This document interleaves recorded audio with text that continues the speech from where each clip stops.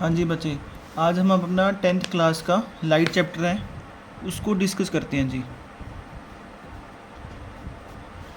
तो light chapter में जो सबसे इम्पॉर्टेंट चीज़ आती है वो न्यूमेरिकल्स आते हैं। तो न्यूमेरिकल्स आपके कॉनकेव और कॉन्वेक्स मिरर के होते हैं।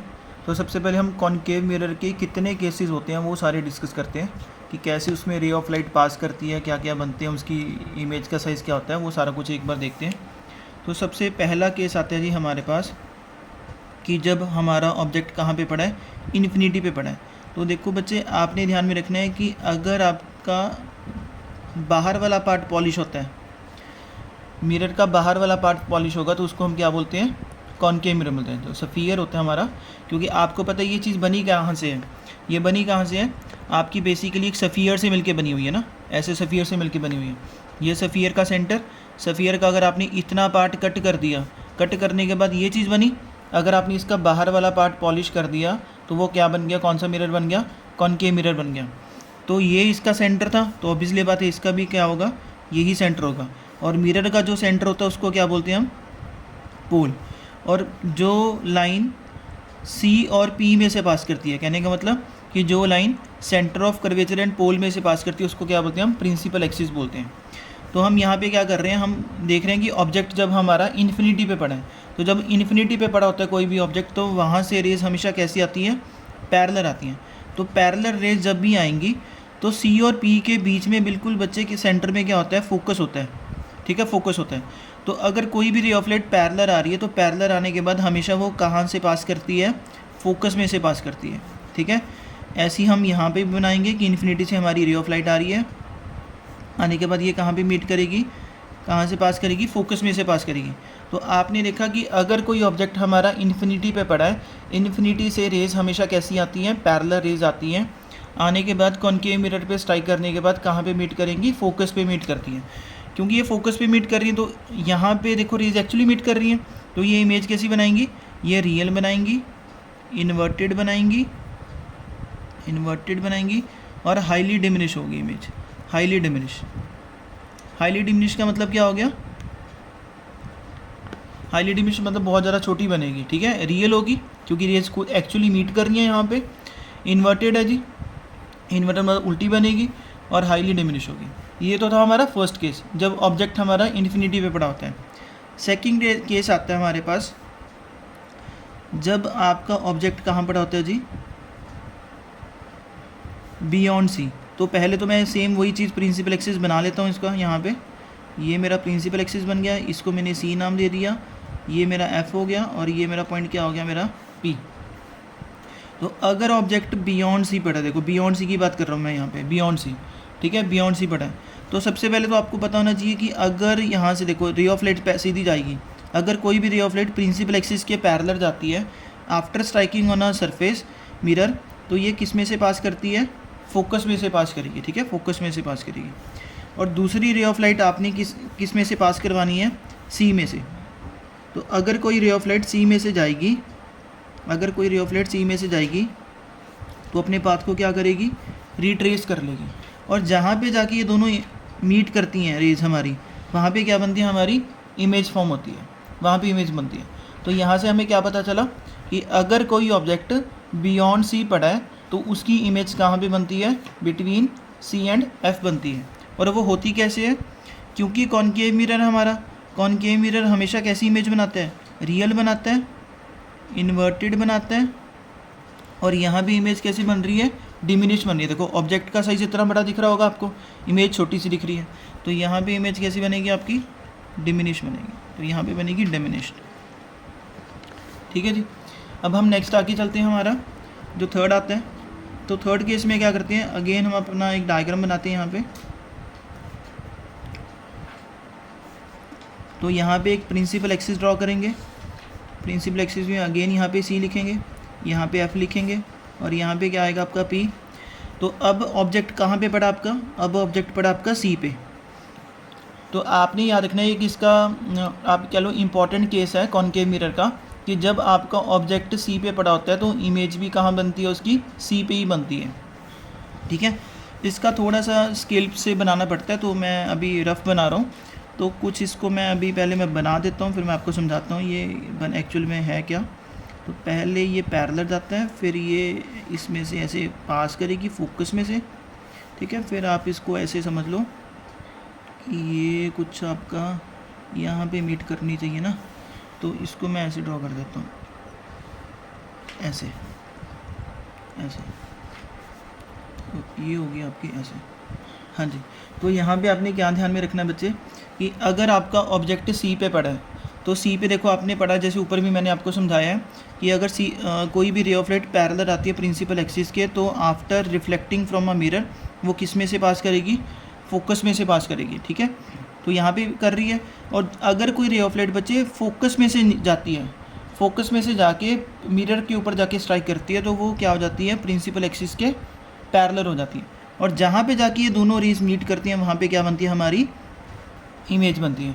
कैसी बनती है, रियल तो रियल एंड इन्वर्टेड तो आपको पता ही है, तो होएगा ही होएगा यहाँ पे रियल एंड इन्वर्टेड। साथ में अगर आप देखोगे जितना ऑब्जेक्ट का साइज़ है इमेज का साइज़ भी उतना आ रहा है, मतलब कैसी बनेगी आपकी, सेम साइज़ की। तो ये ध्यान में रखना आपने कि अगर ऑब्जेक्ट आपका सी पे पड़ा है तो इमेज भी सी पे बनेगी। कैसी होगी वो, रियल होगी, इन्वर्टेड होगी और सेम साइज़ की होगी। अगर मैं नेक्स्ट आगे चलो फोर्थ केस अपना डिस्कस करूं, तो फोर्थ केस में क्या आता है मेरे पास, यहाँ पे अगेन आपके पास अगेन आप यहाँ पे ये बना लो प्रिंसिपल एक्सिस, ये आपका हो गया सी, ये हो गया आपका एफ और ये हो गया आपका पी। अब ऑब्जेक्ट को आपने कहाँ रखना है, between c and f, between c and f रखना है। तो यहाँ पे अगर रे ऑफ लाइट अगेन आप पैरेलल सेंड करोगे तो वो किस में से पास करेगी, वो फोकस में से जाती है, जैसे मैंने ऊपर भी बताया था आपको, ये फोकस में से पास करेगी। दूसरी रे ऑफ लाइट बच्चे आपने किस में से पास करवानी है, इसको थोड़ा सा बड़ा कर लो आप ऐसे। दूसरी रे ऑफ लाइट आपने किस में से पास करवानी है, सी में से पास करवानी है। दूसरी रे ऑफ लाइट आपने सी में से पास करवानी है और ये कुछ ऐसे ऊपर की तरफ जा रही होगी।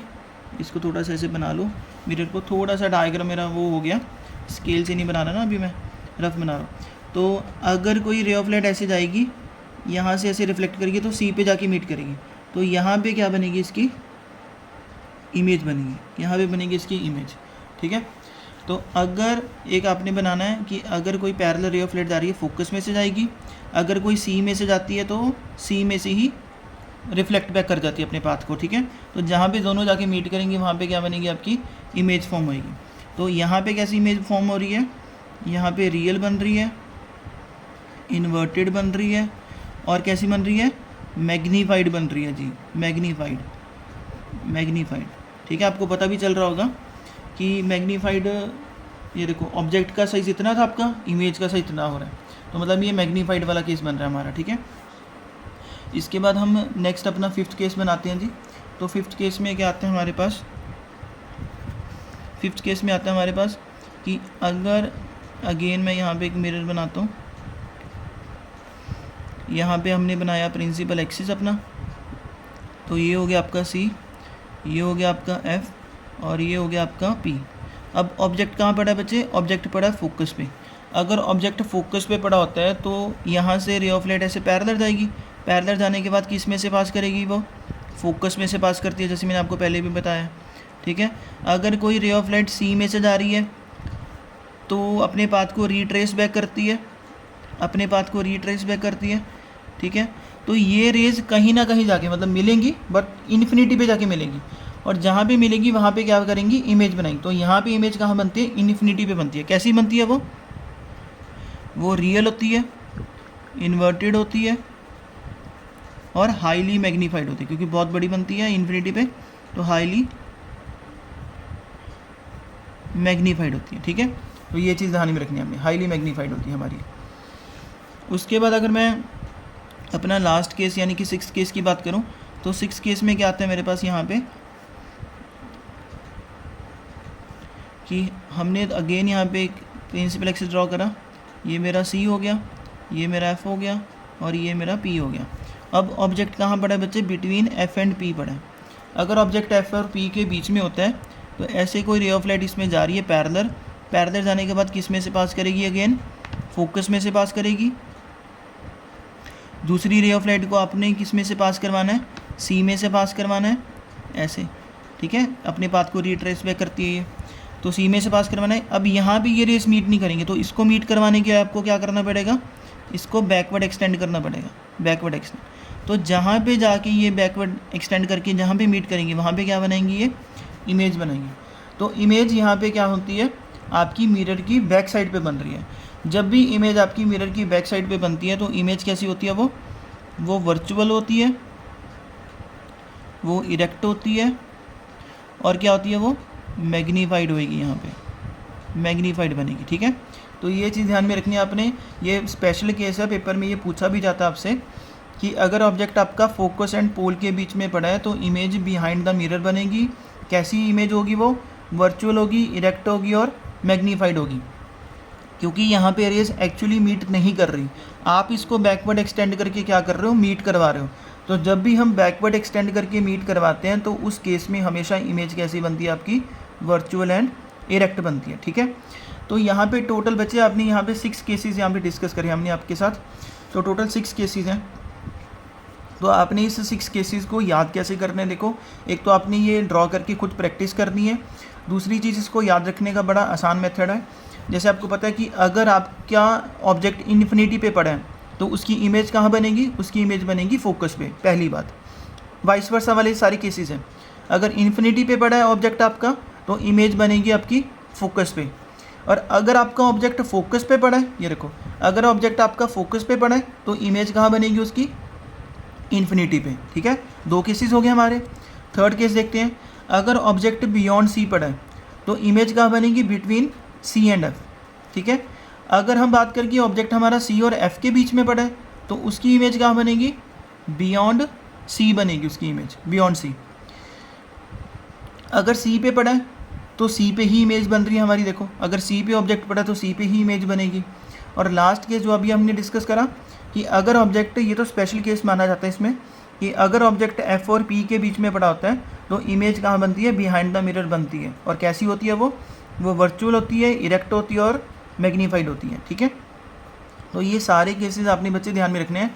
और ये तो आपने, जैसे मैंने आपको वाइस वर्सा करके सारे समझा दिए, याद कर लेने आपने इस मेथड से। और दूसरी चीज़ आपने समझनी है बच्चे, जितना आपका ऑब्जेक्ट दूर पे पड़ा होगा ना उतनी इमेज आपकी छोटी बनेगी, उतनी ज़्यादा छोटी होगी। देखो आपने देखा भी होगा कि ऑब्जेक्ट अगर हमारा इन्फिनिटी पे पड़ा है तो इमेज हाईली डिमिनिश बन रही है। जैसे जैसे ऑब्जेक्ट पास आता जा रहा है उसका साइज़ भी बड़ा होता जा रहा है। तो जैसे जैसे आप पास में आ रहे हो तो देखो, आप इन्फिनिटी से बियॉन्ड सी आए तो इसकी डिमिनिश बन गई, हाईली डिमिनिश से वो डिमिनिश होगी, सी पे आने पे वो सेम साइज़ की बन गई। सी से भी आप आगे की तरफ आए हो तो कैसी बन गई, थोड़ी मैग्नीफाइड होगी। अब सी और एफ़ के बीच में उससे भी आगे एफ़ पे आ गए आप तो हाईली मैग्नीफाइड होगी वो। अगर एफ़ से भी आगे चले जाओगे तो फिर वो बिहाइंड द मिरर बनना स्टार्ट कर देगी, वो बन जाएगी आपकी वर्चुअल, इरेक्ट और मैग्नीफाइड। ठीक है, तो एक बार बच्चे ये सारे केसेस करो। नेक्स्ट वीडियो में हम इसके न्यूमेरिकल्स के फॉर्मूलाज हैं वो डिस्कस करेंगे, फिर आपको न्यूमेरिकल्स की प्रैक्टिस करवाऊंगा, क्योंकि पेपर में आपके न्यूमेरिकल्स ही आती हैं इस चैप्टर में से ज़्यादा। थ्योरी में तो थोड़ी बहुत ही कम ही चीज़ें पूछी जाती हैं आपसे।